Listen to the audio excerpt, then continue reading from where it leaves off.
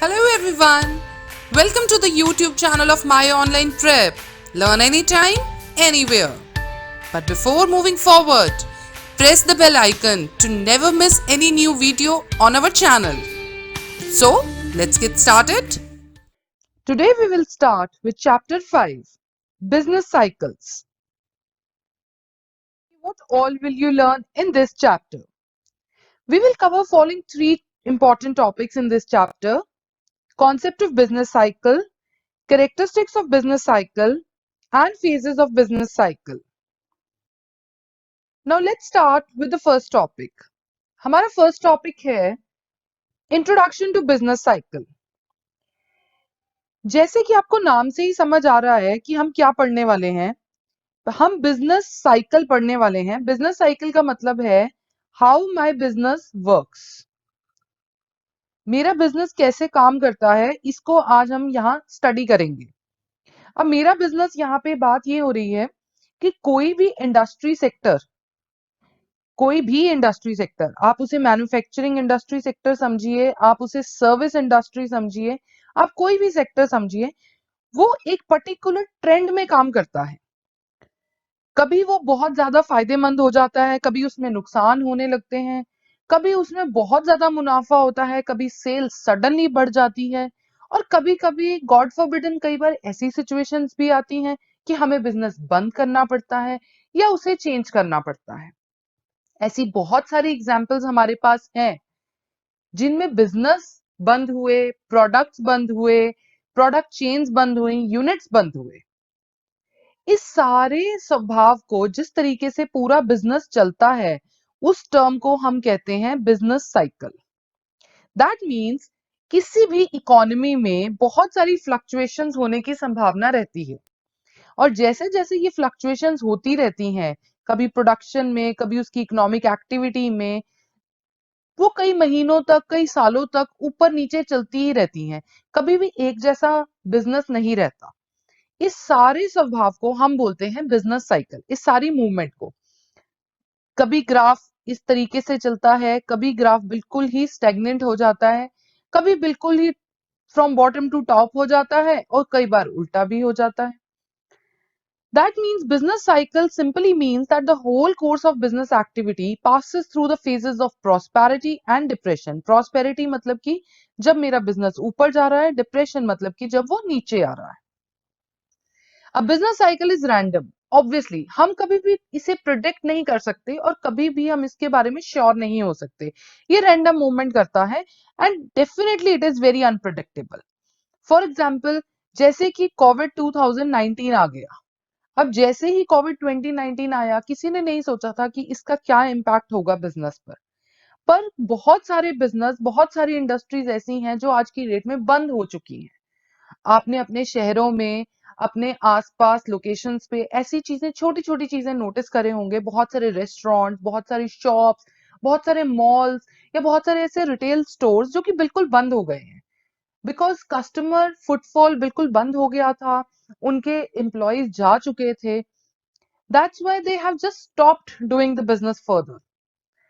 तो ये एक बहुत ही अनप्रिडिक्टेबल ट्रेंड होता है जो कभी भी चेंज हो सकता है due to any reasons. There can be a lot many reasons. The business cycles influence the business decisions and affect not only economy in general but each individual business firm. जैसे ही business cycle change होता है, suddenly मेरी economy में depression आ गया because of Covid. बिल्कुल ही demand खत्म हो गई, लोगों का कोई इंटरेस्ट ही नहीं है.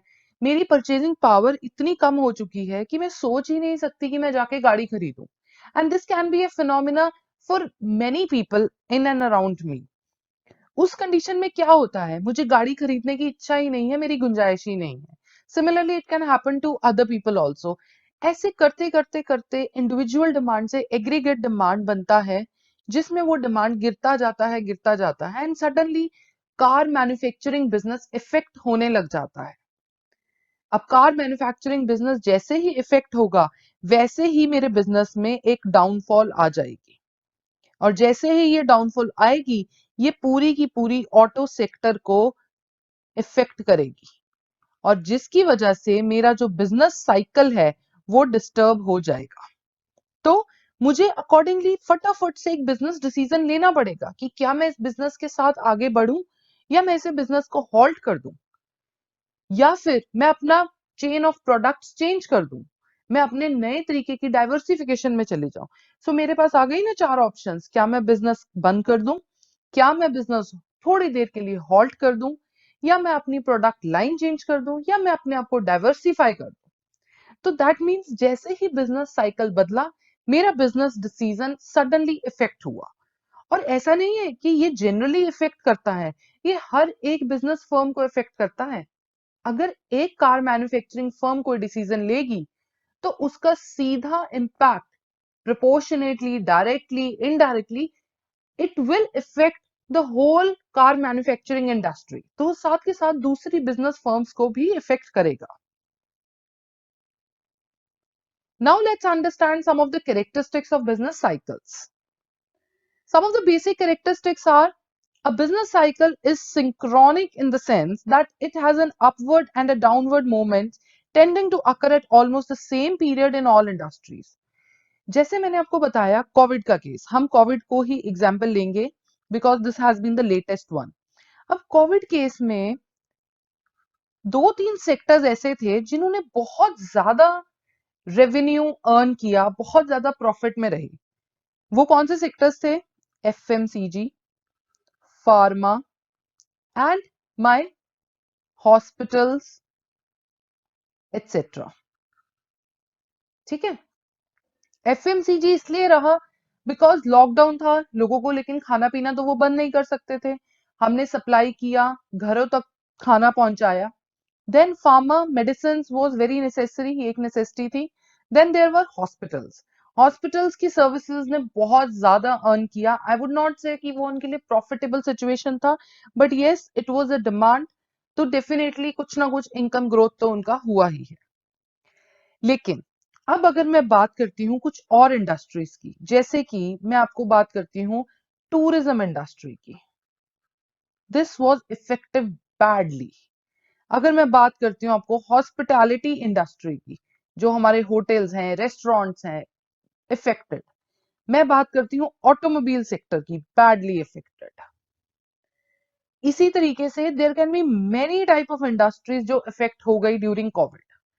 अब except some of the industries like these three major industries were affected, पूरी इकोनॉमी की मूवमेंट जो थी, जो ग्राफ था, वो डाउनवर्ड ट्रेंड में चला गया। सारी की सारी इकोनॉमी डिप्रेशन, रिसेशन में चली गई। इसीलिए कहा जाता है कि जो बिजनेस साइकिल होता है वो सिंक्रोनिक होता है।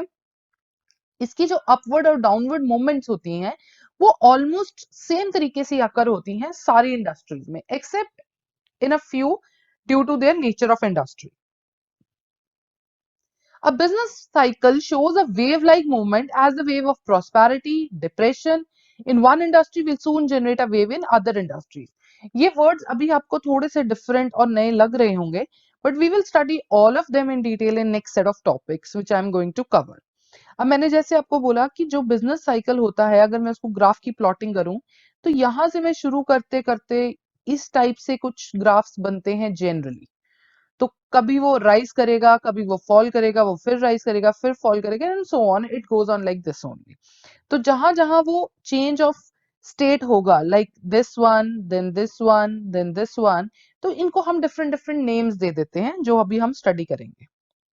These are also called the cyclical fluctuations, जो कि रिकरिंग होती हैं नेचर में, बार बार होती रहती हैं। रिकरिंग का मतलब है बार बार होना, because the various phases are repeated.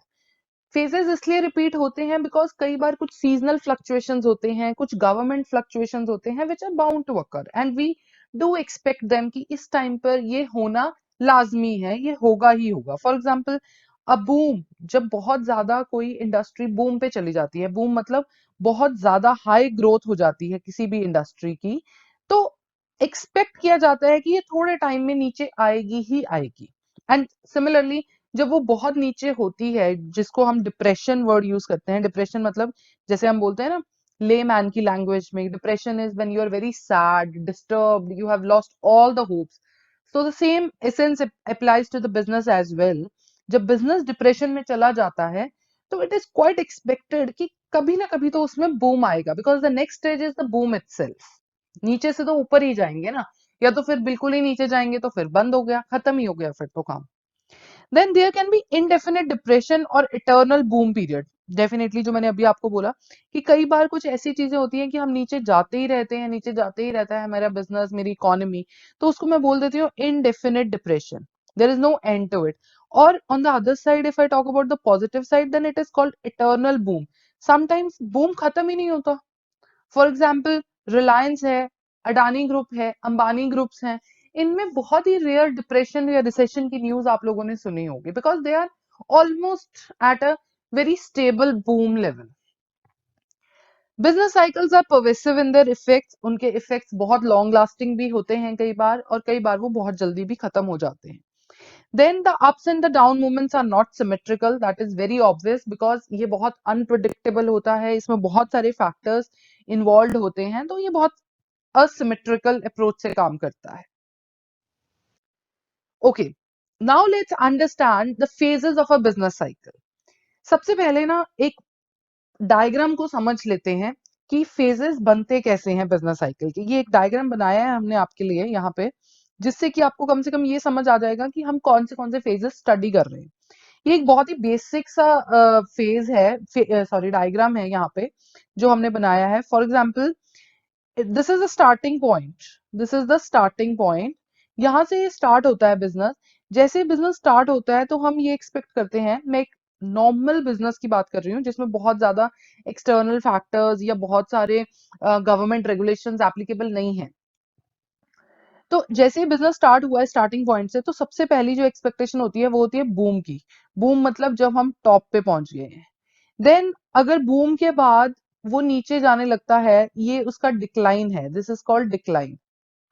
Decline के बाद अगर वो एकदम से लॉस में ही चला जाता है, बहुत ज्यादा मतलब नेगेटिविटी ही हो गई, उसे बोलते हैं हम रिसेशन। ये ऑलमोस्ट खात्मा टाइप की चीज होती है जिसमें खत्म ही होने वाला है। देन रिसेशन में यहाँ जाके एक स्लम्प आ जाता है। Slump is like opposite of the boom. बहुत ही ज्यादा नुकसानदायक सिचुएशन में, जिसमें मतलब it has been almost decided to close it, but suddenly a ray of hope केम। जैसे ही रे ऑफ होप आई तो स्लम्प से हम पहुंच गए रिकवरी स्टेज पे। हम रिकवर कर रहे हैं, थोड़ा थोड़ा सा प्रॉफिट आने लगा, लॉस थोड़े थोड़े से कम होने लगे, मेरा कॉन्ट्रीब्यूशन मार्जिन इंक्रीज हो रहा है, and so on. Then recovery के बाद फिर आता है नेक्स्ट स्टेप, फिर से बूम आ गया।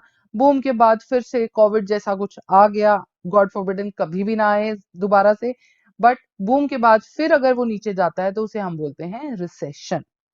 तो हम ये सारे जितने भी फेजेस मैंने अभी आपको बताए हैं, ये हम 1 to 1 अभी डिस्कस करेंगे और हम आपको एक्सप्लेन करेंगे। चलिए, सबसे पहला हम स्टार्ट करते हैं which is called boom. Boom boom means growth at the top level. इसे मैं कहूंगी सबसे ज्यादा growth. Boom is a phase during which the production capacity is fully utilized and also products fetch and above the normal price which gives higher profit. बहुत ही जबरदस्त business चल रहा है, पैसा ही पैसा है, कमाई ही कमाई है, revenue profit everything is coming like anything. This attracts more and more investors to manufacture more number of products. Entrepreneur purchases new machines. Also employees work at a higher wage rate. देखिए अब हुआ क्या, growth हुई, business की growth हो रही है, profits आ रहे हैं, इन्वेस्टमेंट्स आ रही हैं, मनी फ्लो आ रहा है, एम्प्लॉयज के लिए वेजेस बढ़ गए हैं, सब कुछ अच्छा चल रहा है। That stage is called basically boom stage. जैसे जैसे कॉस्ट टेंडेंसी इंक्रीज होती जाती है मेरे फैक्टर्स ऑफ प्रोडक्शन की, वैसे वैसे continuous increase is there in the production. Because जैसे जैसे ही मेरी इन्वेस्टमेंट आती रहेगी, वैसे वैसे ही मैं और पैसा अपने बिजनेस में लगाती रहूंगी। बट इसमें एक चीज क्या होती है कि जिन लोगों के जो फिक्स्ड इनकम ग्रुप होते हैं ना, जिनको पता है कि मुझे इतना ही पैसा मिलना है, वो इस इंक्रीज के साथ ज्यादा अच्छे से कोप अप नहीं कर पाते हैं। उनको प्रॉब्लम्स आती हैं क्योंकि प्रोडक्शन बढ़ती है, पैसा बढ़ता है, चीजें महंगी भी होती जाती हैं। चीजें महंगी होती जाएंगी तो एक नॉर्मल कंज्यूमर, एक फिक्स्ड इनकम कंज्यूमर की कैपेसिटी से वो धीरे धीरे करके बाहर जाती है। जैसे जैसे वो बाहर जाती रहेंगी, वैसे ही उनकी कंजम्पशन कम हो जाएगी। अब जैसे ही कंजम्पशन कम हो जाएगी, डिमांड कम हो जाएगी, डिमांड कम हो जाएगी, तो ऑब्वियसली मार्केट पोजीशन फिर से इफेक्ट होगी। और उसके बाद होता क्या है, एक बूम या उसकी प्रोस्पेरिटी एक पीक पर पहुंच जाती है, then it is bound to come down. ये होती है हमारी बूम स्टेज। नेक्स्ट स्टेज जैसे मैंने आपको बताया कि बूम के बाद क्या आएगा, एक रिसेशन स्टेज की एक पॉसिबिलिटी बनती है। अब जैसे ही इकोनॉमी पहुंच गई अपनी एक पीक पे, पीक आ गया उसका, ठीक है, बिजनेस स्टार्ट हुआ, करते करते हमने ग्रो किए, यहाँ पहुंच गए। अब उसके बाद जो इसके बाद एक डाउनवर्ड टेंडेंसी बनती है हमारी, दैट दैट डिमांड, जो ये डिमांड में डाउनवर्ड टेंडेंसी आती है। अब डाउनवर्ड टेंडेंसी क्यों आती है? क्योंकि जब प्राइसेस बहुत ज्यादा हाई हो जाते हैं तब डिमांड इफेक्ट हो जाती है। अब now when downward tendency is coming, then demand will go down. अब जैसे ही डिमांड डाउनवर्ड जाएगी उसके बाद क्या आएगा मेरे पास? Recession. This is bound to come, recession आएगा ही आएगा, उसमें कोई ऑप्शन ही नहीं होता हमारे पास। अब लेकिन हमेशा ये नहीं होता कि प्रोड्यूसर को पता ही चल जाए कि अब डाउनफॉल ट्रेंड आएगा ही। तो वो क्या करते हैं ना, वो उसे इग्नोर करके कई बार they keep on producing the goods, like कि ठीक है ये चलता रहेगा, no no it will not affect my business, it will not affect my business. तो ये जो रॉन्ग एस्टिमेट होता है ना हमारा, कई बार ये हमें नुकसान दे देता है, ओवर कॉन्फिडेंस। जिससे क्या होता है ना कि सप्लाई एक्सीड्स द डिमांड। अब हमने डिमांड एंड सप्लाई में पढ़ा था, अगर सप्लाई डिमांड से बढ़ जाती है ना तो प्राइस नीचे चला जाता है।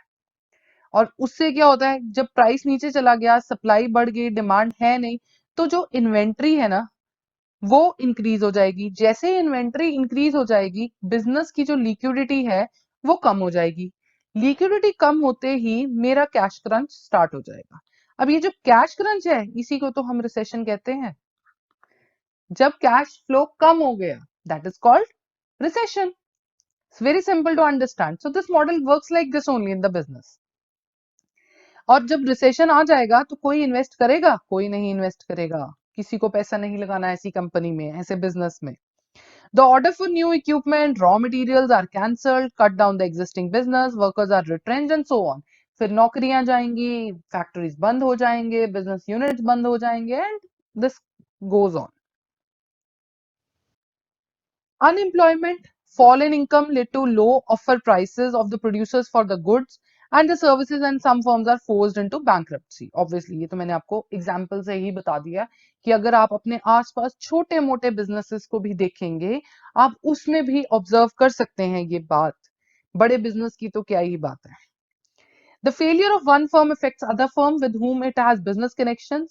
This causes general distress in the economy, and this phase of the business cycle is known as crisis. Yes, this is the most worst stage. ये worst stage होती है किसी भी business के लिए जब वो crisis में चला जाता है। लेकिन जैसे कहते हैं ना कि एक का नुकसान दूसरे का फायदा, तो कई बार क्या होता है कि अगर एक ही इंडस्ट्री में चार प्लेयर्स हैं, 1 2 3 4, ये दोनों गए बेचारे बैंकरप्ट हो गए, फायदा किसको हो जाएगा? सेकंड और फोर्थ को, लेकिन वो तब होगा जब वो इनकी गलतियों से सीखेंगे। Now the third stage comes, that is depression. अब आप सोच रहे होंगे कि रिसेशन और डिप्रेशन में क्या फर्क है? फर्क है, आई विल टेल यू क्या फर्क है। Under employment of both man and material is characteristics of this phase. देखिए, डिप्रेशन और रिसेशन में उतना ही फर्क है जितना कि सैडनेस और कोमा में। कोमा होता है ना हमारा, जिसमें लोग जिंदा तो रहते हैं लेकिन they lost their mind, brain काम करना बंद कर देता है। Depression is a much better than being in coma. So ये थोड़ी सी कम रिस्की होती है, रिसेशन तो बिल्कुल ही खत्म है। तो अगर मैं कोमा, कोमा होता है ना बिजनेस, अगर कोमा में चला गया तो दैट मीन्स वो रिसेशन में चला गया है। Sadness is only depression. तो यहाँ पे बहुत ज्यादा वो नहीं होता कि आप बंद कर रहे हो बिजनेस, नौकरियों से निकाल रहे हो या बिल्कुल ही खत्म हो गया, ऐसा नहीं है। डिप्रेशन सिर्फ ये होता है कि हाँ आप लॉसेस में जा रहे हो, you are not able to pay your debt on time, कहीं ना कहीं एक रेड अलर्ट्स, रेड सिग्नल्स आने लगते हैं, जिसका कि एक अच्छे बिजनेसमैन को ध्यान देना चाहिए। अब इस केस में क्या होता है, इसमें लोग निकाले नहीं जाते, लोग थोड़े कम कर दिए जाते हैं। Under employment of both man and material, then general demand fall करती है फास्टर देन द प्रोडक्शन, और producers are compelled to sell their goods at a price which will not even cover their full cost, thus volume of production reduces। कई बार क्या होता है ना, हमें loss पे सेल करना पड़ता है, मतलब मेरे ब्रेक इवन पॉइंट से पहले ही मैं सेल कर दूंगी। तो ये प्रॉब्लम आ जाती है जब डिप्रेशन में जाते हैं। ये जनरली तब होता है जब डिमांड कम हो जाती है। जैसे जब कोविड खत्म होने लगा था, तब अभी डिमांड राइज ही नहीं करी थी, अभी सडनली मार्केट थोड़ा थोड़ा थोड़ा थोड़ा अब रिलीफ आ रहा है, बट गॉड नोज आने वाले टाइम में क्या होगा। बट यस, अब थोड़ा सा कॉन्फिडेंस बिल्डअप हो गया है, लोगों ने ट्रैवल करना शुरू कर दिया, तो टूरिज्म इंडस्ट्री जो बिल्कुल ही डिप्रेशन से रिसेशन में जा चुकी थी, अब वो रिसेशन से डिप्रेशन में आई है। डिप्रेशन से अब एक्सपेक्टेड है कि वो रिकवरी स्टेज में जाएगी, रिकवरी के बाद फिर वो बूम पे जाएगी। तो अभी वो डिप्रेशन में ही है, अभी वो सैड है, क्योंकि अभी वो कभी स्टार्ट हो जाता है, कभी बंद हो जाता है। पीछे तो बिल्कुल ही बंद था, जितनी देर कोविड लॉकडाउन और ये सब चलता रहा, लेकिन अभी दे आर एक्सपेक्टिंग कि हाँ कुछ बन जाएगा।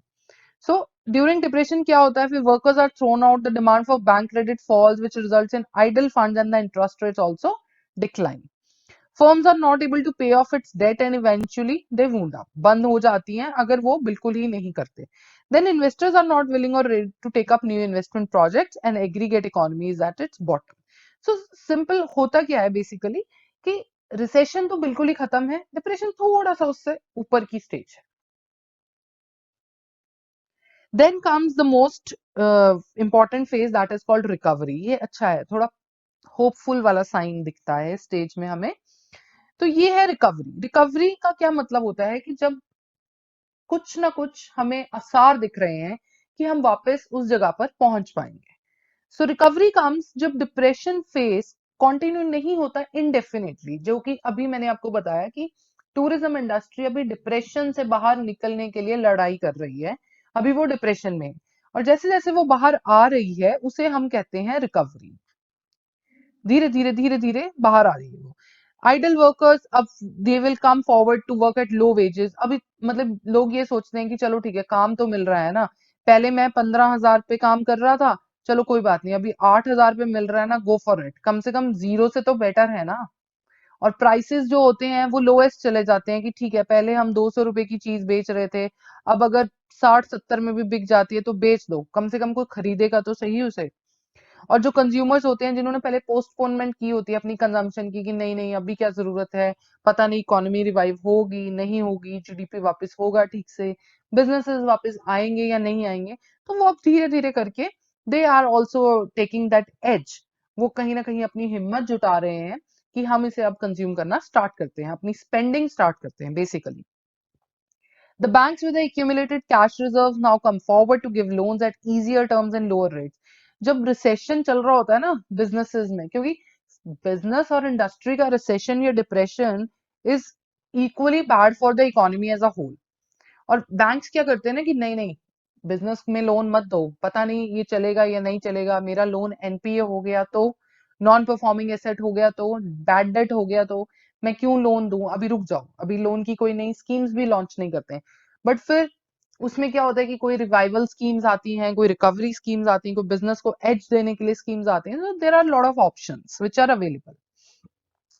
सो जैसे जैसे रिकवरी का फेज स्ट्रांग होता जाता है वैसे वैसे डिमांड बढ़ती है, डिमांड बढ़ती है वैसे ही नए प्रोडक्शन नए प्रोडक्ट स्टार्ट किए जाते हैं बिजनेस में। और जैसे ही इन्वेस्टर्स देखते हैं कि हाँ अभी कुछ चल रहा है, अभी इन्वेस्टर्स को इन्वेस्ट करने में प्रॉब्लम नहीं आएगी, तो then they start investing money and then that phase again starts coming. So that was all for this topic today. We have studied everything about the business cycle. Thank you very much for your patient learning and keep learning with us. Wait for our next video. If you like the content, give a thumbs up, share the video, and if you are new to our channel, please subscribe it. For more details, log into our website or download our app. Links are given below. Thank you. Keep learning with us.